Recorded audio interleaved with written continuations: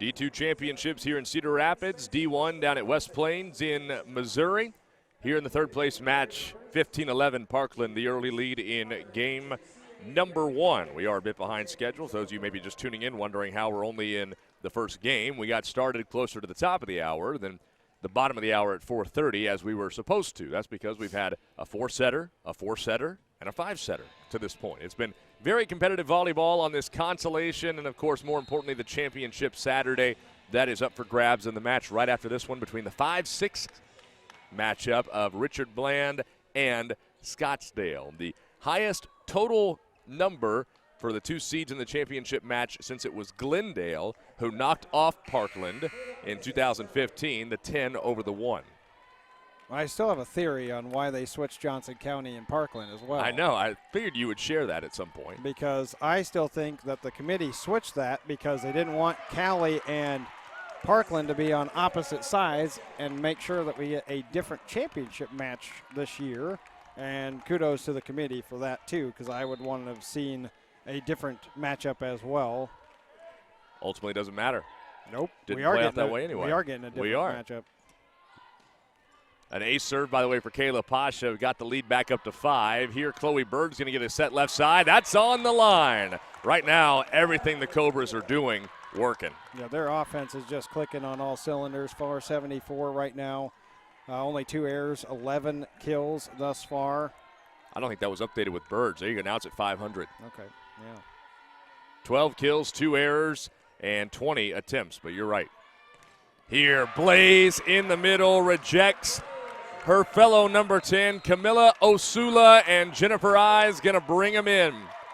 Her second and final time out of the frame, if there was any question at all, if there'd be a hangover here or a letdown for Parkland, because as Joel mentioned, this is the first time since 2017 they haven't been in a championship match. I think Cliff Hastings' bunch has answered the call here in this first set. Yeah, I definitely agree with you on that. And for Coach I and Johnson County, it's more of, can we get it out of our head? Right. Because of what happened last night. But for Parkland, you know, 3-0 is almost better than losing 2-0 than 3-2 because, you know, you could go back and look at some stuff from a 3-0 match and realize, you know what, maybe we just didn't play our best volleyball. Maybe somebody just amped up their game a little bit more and we didn't have the, I don't know what I want to say here, I guess the wherewithal to reverse things on the court, to get the momentum back on our side, whatever. You know, there can be key moments in any set that could have went Parkland's way as well.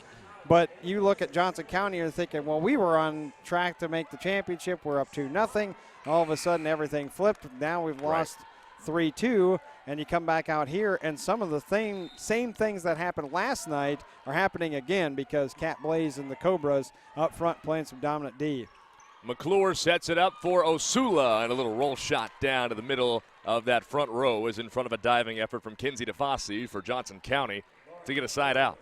Strickert rotates out, and comes number 4, Sydney Fiat, 5'5" freshman from Shawnee, Kansas. She's the second setter along with McClure.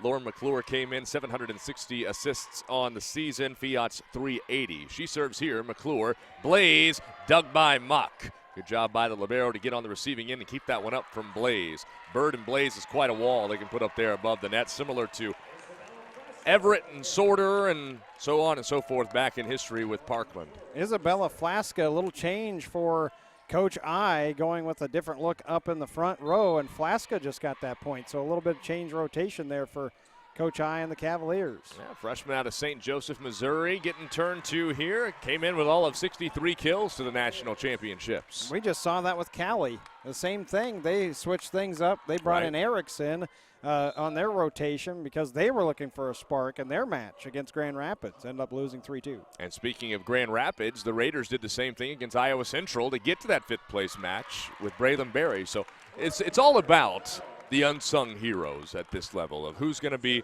that perhaps role player that maybe hasn't been such a big factor that comes through and makes the big plays at the key times. Here, Cat Blaze, and for Parkland in this first set, it hasn't been the unsung heroes. It's been those that have gotten a lot of the accolades. We've got a net violation call here that's going to go against, I believe, did they get Blaze on it? Well, they called 10, but Cat was on the back row. I think they might have wanted Warfel or Robin, perhaps. Yeah, I think they were trying to say Warfel 1-1. Anyway, Blaze rotates out. Here's Josie Hess back into the match, the libero. Kayla Pasha on the back row, 2, and the serve by Johnson County. Warfel, left side, Bird, blocked back. Pasha backs it up. Good block set up by Johnson County. Pasha back row attack, pounds it off the block. Back row attack, those are hard. And Yes, they are. Johnson County has already used both timeouts, so they just have to ride this wave of the first set. Maybe try to get a little momentum. Only down 5. It can be done. They can. Schulte and Clausen back in as both DeFasi and Warfel rotate out for Parkland as part of this 6-2. Ava Clausen serve, dug on the front row. McClure going to the right side, and a big swing. There you go again. Isabella Flaska. Coming in and just putting one down. Jaden Troutman rotates back in too here for Johnson County. This, to me, not this rotation, the next one is going to be where Johnson County is going to have to make their hay. Yeah. We'll talk about that in a moment. Bird got it on the line. Ooh. That's exactly why. That's a tough shot and tough placement there for Bird. You mentioned Ava Clausen. Where have I heard that Clausen name before? Sister was on the team last year. Out goes Bird. In comes Ellie Schutbach as a serving and defensive specialist. So here, Blaze and Bird are both not on the floor. Now, Kayla Pasha's had a great start to this set, but she had an off night last night against Scottsdale. Let's call it what it was. On that left side, Serena Olberg at the pin with a big kill to the back row. Side out to Johnson County right away. Here is where the Cavaliers, if they're going to have success against Parkland, are going to do it, is during this rotation right now for the Cobras on that side of the net. Yeah, you got Troutman up front too, so you got your Yes. heavy hitter. It sets up perfectly for a matchup with Johnson County. Here, Robin tips it over the block. McClure dumps it and missed. A rare miss when you're talking about an All-American type setter. Right. There for McClure. To his first team All-Conference and region. Out goes Robin, and Cat Blaze is back in up front. It's not long that Blaze and Bird are both not on the floor, or one or the other. But Scottsdale made the most of those opportunities yesterday. McClure, left side, Troutman off the shoulder of Schutbach and out of play. Jaden Troutman here in this first set for Johnson County is 5 for 6. She, I'm sure, was very upset at herself and how things ended last night and wanted to come out here and perform well, much like Cat Blaze is doing on the other side. Got 2 heavy hitters up front. Should be a great boxing match. Both teams it's hitting volleyball. very well. Oh, it's volleyball. That's right. Clausen dumps it off, and it missed the line. Ava Clausen can't believe it. Neither can the Parkland. Oh, wait, our head official. No, he okay. ruled out. He ruled out. Did he? too. Okay. Yes, he did. Very good. I saw our line judge had the flag up, and so when he was tapping his chest, I thought he was overruling the call. But instead, he confirms what our line judge down on that far side from where we're set up here above the floor saw as well. I think he pointed the wrong way, but called it out. Oh, I see. Pasha goes line. It's dug back row by Fiat. Here a little curl for Troutman. Clausen got a piece of it by the bench, but sent it over to the scorer's table. Cavaliers back within 2 here at 22-20, and Cliff Hastings wants to talk it over. Uses his first time out of the opening game. His Cobras have held the control over this opening set for the majority of the way through, just needing 3 more points to earn a 1-0 advantage. Nothing beats the power and excitement of live events like TicketSmarter. For all the best sports, concerts, and theater events, visit TicketSmarter.com or on the app. TicketSmarter is proud to be the official ticket resale marketplace of the NJCAA. TicketSmarter, a smarter way to buy tickets. Right about that. And there is the TicketSmarter. There you go. Now we did talk about that at the coaches meeting. Somebody can plow through that thing, and it's still playable. Still a playable ball. The ties so far here as 1, 2, 3, 4. That's it. You mentioned it. Parkland went on a run early on in this set, started extending the match. Johnson County trying to take a little bit momentum. I just said it was 20 to 15, so a 5-2 run here. It's not really a long run, but it's Johnson County chipping away, trying to get back into it, and if you can grab the momentum late, even if you lose the set, at least you got to start feeling good if you're the Cavaliers. Well, we saw it with Grand Rapids right. going into that 5th set with Cowley, right? Cowley took the 4th to force the deciding frame. Blaze off of Mock for a quick answer out of the timeout from Coach Hastings. But they strung together a few points to make Cowley work for that set, and they carried that momentum over with them to the 5th, where they eventually went on to win 5th place at 15-12. In comes Kinsey DeFossi and Landry Warfel. Out are Schulte and Clausen. The serve from DeFossi. McClure, left side for the lefty on a nice swing was McCarthy. Yeah, it's McCarthy. It was McCarthy, yes, number 11. Here a slide for Troutman. That's in the back. Side out Johnson County. And if you remember, Parkland, back when these two teams played in the spring of 2021 for the championship, it was a lefty for Parkland at the time, Michaela Powell, that gave Parkland a lot of fits. So I was kind of interested in seeing how the lefties will do against Parkland.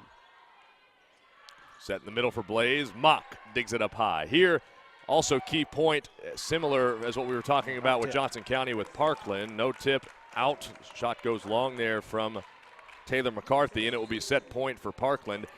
Jaden Troutman's on the sideline. Right. So the Cobras, and they have in his first set, had to take advantage of 14 not being out there. Yep, doesn't work all the way around in 6 positions. Pasha will serve with set point and 3 of them for the Cobras. Doug goes right at McClure. That was Fiat, I beg your pardon, who got the dig. Little roll shot. Bird gets the set on the left, and she missed on the crosser. Boy, Mock had to eyeball that thing all the way. Addison Mock last year, just a DS, watching Maddie Steiner dig all the way around in that back row for the Cavaliers, and takes over that libero jersey for Coach I. And there was another All-American last year with Maddie Steiner.